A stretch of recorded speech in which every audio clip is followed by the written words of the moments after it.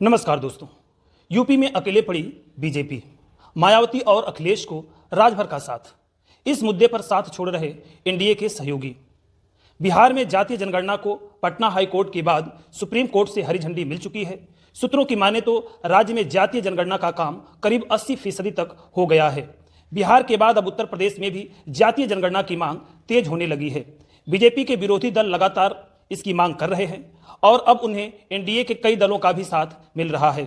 दरअसल मायावती ने बुधवार को जातीय जनगणना पर पटना हाईकोर्ट के फैसले पर अपनी प्रतिक्रिया दी।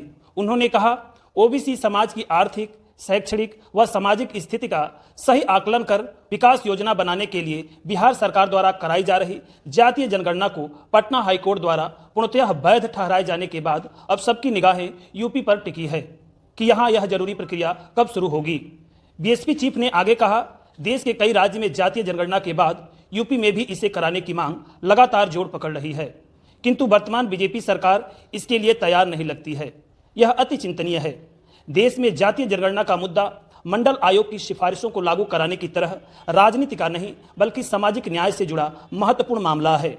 हालांकि इससे पहले अखिलेश यादव लगातार जातीय जनगणना की मांग करते रहे हैं।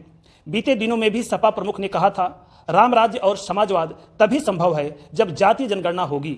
जातीय जनगणना होने के बाद ही सबका साथ और सबका विकास होगा। जातीय जनगणना से ही भाईचारा आएगा। जातीय जनगणना से ही भेदभाव खत्म होगा।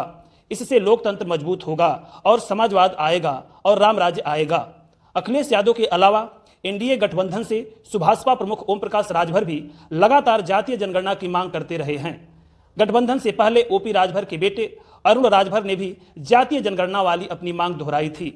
इतना ही नहीं, अपना दल कमेरावादी की नेता और सपा विधायक पल्लवी पटेल भी यूपी में जातीय जनगणना की मांग का समर्थन करती रही हैं। अलावा एनडीए गठबंधन के सहयोगी दल निषाद पार्टी के अध्यक्ष और योगी सरकार में मंत्री डॉक्टर संजय निषाद भी कह चुके हैं कि जातियों की जनगणना होनी चाहिए। वहीं डिप्टी सीएम केशव प्रसाद मौर्य ने भी कई मौकों पर राज्य में जातीय जनगणना कराने की मांग का समर्थन किया है।